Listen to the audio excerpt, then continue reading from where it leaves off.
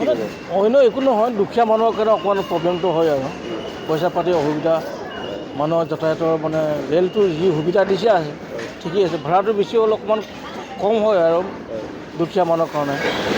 অন্য গাড়ীত নগৈ ৰেলত সেইবাবে যোৱা হয়। সেইবাবে যোৱা হয়, ভাড়াটোৰ বাবে যোৱা হয়, সেইটোৱে আৰু কি ক'ম।